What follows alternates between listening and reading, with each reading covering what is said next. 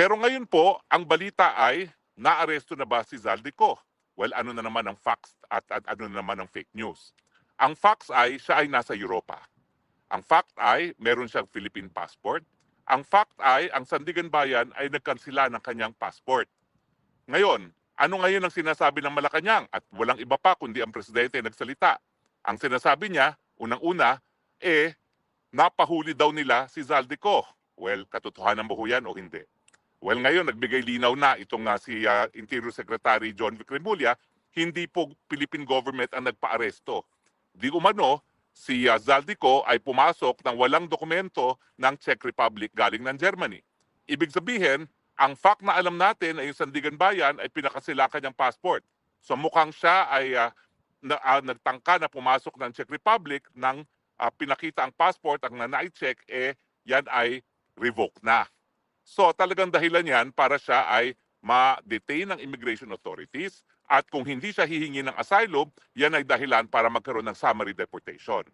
Pero fact, ano ba ang proseso sa Czech Republic? Ito po pinag-aralan ko na. Ang proseso po dyan, bagamat po pwedeng ma-detain siya hanggang isang taon dyan, no? Pero at the average 90 days bago siya ma-deport, ang katotohanan ay sa unang 7 araw ng pagkakadetain niya sa kanya, kinakailangan sabihin ng Czech authorities kay Zaldico na po pwede siyang humingi ng asylum. Obligasyon po yan ng Czech authorities na kapag minahuli sila na illegal entrant o yung pumapasok na walang visa, walang passport, na kapag siya ay nadetina, sasabihan na may karapatan siyang humingi ng asylum. Nung una po kasi, ako'y nagdarasal na kahit papano, alam ni Zaldico kung ano yung asylum. Nakampante po ako nung aking sa pag-aaral, nalaman ko, obligasyon ng mga otoridad sa Czech Republic na sabihan siya tungkol doon sa karapatan na kumuha ng asylum. Ang mangyayari lang po dyan, habang siya ay pinaprocess sa asylum, ng kanyang asylum, siya ay mag-i-stay sa isang asylum center. Pero hindi po yung pagkakakulong.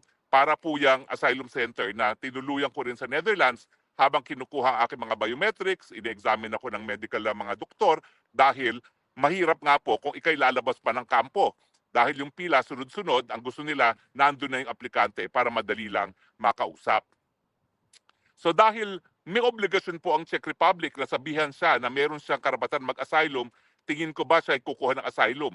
Well, sa tingin ko po, alam ni Zaldico na dahil siya ay ngayon ang kaisa-isang testigo na po pwede makorroborate ng mag-lolo na Bersamin na ang korupsyon ay nanggaling mismo sa ulo kay Marcos Jr. mismo, talagang alam niya na may banta sa buhay niya.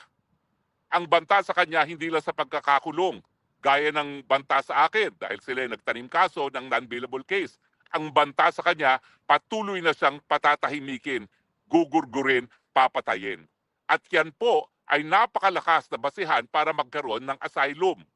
Ang tanong ko lang is gaya na nangyari sa akin, saan ba nag-issue ang kanyang visa sa Shenzhen? Dahil bagamat pwede siya humingi ng asylum sa Czech Republic, kung hindi naman Czech Republic ang nag-issue ng kanyang visa, papupuntahin at papupuntahin pa rin siya doon sa lugar na nag-issue ng kanyang visa. Pero sa akin, walang kaduda-duda. Yung pagiging whistleblower niya, yung pagsabi niya na Marcos Sr. mismo ang arkitekto ng korupsyon dito sa flood control at sa DPWH, yan po ay enough reason para siya ay talagang patayin ng mga puwersa na nais siyang patahimikin. Kaya nga po ngayon, pinag-uusapan ng lahat itong si Zaldico. Bakit? Kasi si Zaldico, kung talagang siya ay hindi susupilin sa pamamagitan ng pagkukulong o kaya naman pagpapatay, siya magpapatunay na merong responsibilidad ang Marcos Sr., ang Marcos Jr., si Bongbong, sa katiwalian. At wala pong ganyang testigo siguro maski sa sarili niyang ama, si Marcos Sr. Napaka-importante po ng testimonya ni Zaldico, kaya naman, bagamat hindi ko sinasabi na wala dapat siyang pananagutan, ang katotohanan, kung wala ang testimonya ni Zaldico, mahihirapan tayong maparusahan ang Marcos Jr. at ang kanyang pamilya. Tandaan natin, ang in-expose niya, korupsyon hindi lang ni Marcos Jr. dun sa 100 billion, kundi yung smuggling. Smuggling pati sa pagkain na ginagawa ng First Lady Di Umano at ng kapatid ni First Lady Di Umano. So Zaldico, kung nasan ka man, karapatan mong humingi ng asylum. Sasabihan kanila na may karapatan kang humingi ng asylum, humingi ka lang.